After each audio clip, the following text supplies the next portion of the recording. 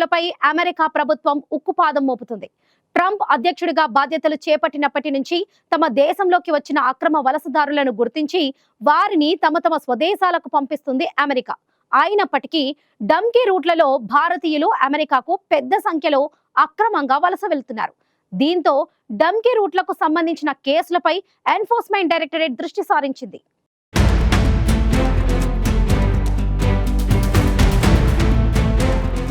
అక్రమ వలసదారులపై అమెరికా ఉక్కుపాదం మోపుతోంది. తమ దేశంలోకి అక్రమంగా ప్రవేశించిన విదేశీయులను అమెరికా తిరిగి వారి స్వదేశాలకు పంపిస్తోంది.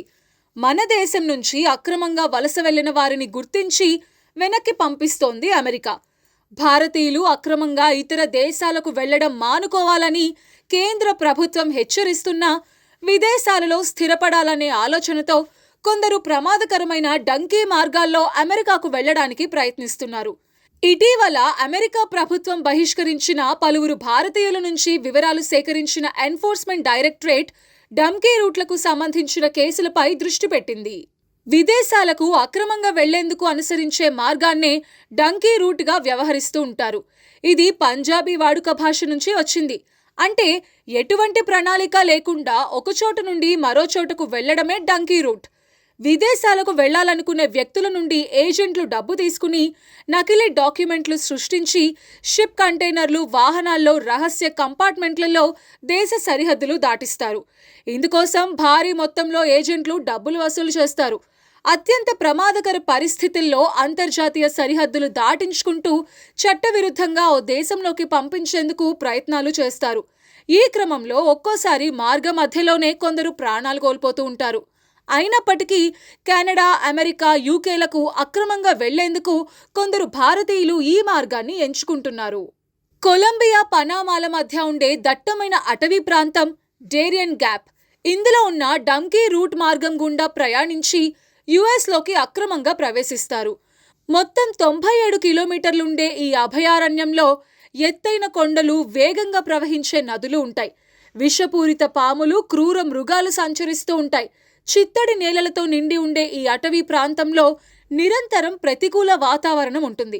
ఎటువంటి మౌలిక సదుపాయాలు అందుబాటులో లేకపోవడంతో ఈ డేరియన్ గ్యాప్ మార్గాన్ని ఎవ్వరూ ఉపయోగించరు. ఇక్కడ రహదారి అనే ఊసే ఉండదు. అక్కడ ఎలాంటి నిఘా ఉండదు. కాబట్టే స్మగ్లర్లు తమ స్థావరాలుగా చేసుకుని డ్రగ్స్, మానవ అక్రమ రవాణాకు పాల్పడుతూ ఉంటారు.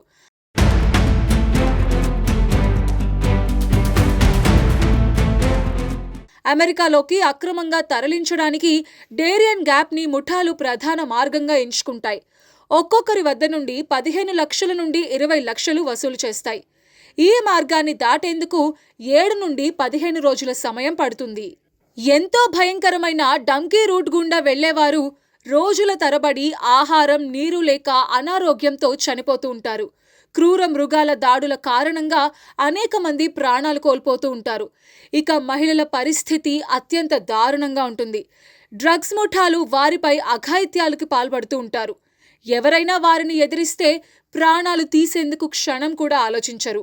ఎన్ని కష్టాలు దాటుకుని వెళ్లినా సరిహద్దుల్లో చాలా మందిని పోలీసులు అరెస్ట్ చేస్తూ ఉంటారు. ఏటా లక్షల మంది ఈ డేరియన్ గ్యాప్ గుండా అమెరికాకు చేరుతున్నట్టు నివేదికలు వెల్లడిస్తున్నాయి. 2023లో ఏకంగా దాదాపు 5.2 లక్షల మంది ఈ మార్గాన్ని దాటి అగ్రరాజ్యంలోకి ప్రవేశించారు. నిఘా కట్టుదిట్టం చేయడంతో గతేడాది 3 లక్షలకు తగ్గింది. భారత్తో పాటు పాకిస్తాన్, బంగ్లాదేశ్, వెనెజువెలా, హైతీ, ఈక్వెడార్ నుంచి వెళ్లే అక్రమ వలసదారులు డంకీ మార్గాన్ని ఆశ్రయిస్తున్నారు. అమెరికాకు డంకీ రూట్లో వెళ్లి డిపోర్టేషన్లో తిరిగి వచ్చిన వారి నుండి సేకరించిన వివరాల ఆధారంగా ఈడీ అధికారులు పంజాబ్, హర్యానాలోని 17 విదేశీ ఏజెంట్ సంస్థలపై దాడులు చేశారు. ఈ కేసులు అధికంగా ఉన్న పంజాబ్, హర్యానాలోని 11 ప్రదేశాలలో ఈడీ సోదాలు నిర్వహించారు. విదేశాలకు వెళ్లాలనుకునే వ్యక్తులను చట్టపరమైన మార్గంలో పంపుతామని నమ్మించి ఒక్కొక్కరి నుంచి ఏజెంట్లు దాదాపు 50 లక్షల రూపాయలు వసూలు చేస్తున్నట్టు అధికారులు తమ దర్యాప్తులో గుర్తించారు. విదేశాలకు పంపిస్తామని చెప్పి వారు సగం దూరం వెళ్లిన తర్వాత మరింత డబ్బు ఇవ్వాలని, లేదంటే చంపేస్తామని వారి కుటుంబాలను బెదిరిస్తున్న ఘటనలు వెలుగుచూశాయి. దీంతో పలువురు ఏజెంట్లపై మనీ లాండరింగ్ కేసులు నమోదు చేసిన ఈడీ అధికారులు దర్యాప్తు చేస్తున్నారు. ఈడీ రంగంలోకి దిగడంతో ఇక నుంచైనా డంకీ రూట్లలో విదేశాలకు వెళ్లే వారి సంఖ్య తగ్గుముఖం పడుతుందేమో చూడాలి.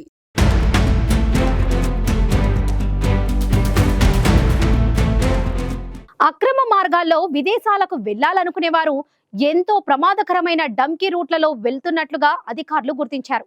దీంతో ఇందుకు సంబంధించిన కేసులపై ఎన్ఫోర్స్మెంట్ డైరెక్టరేట్ దృష్టి పెట్టింది.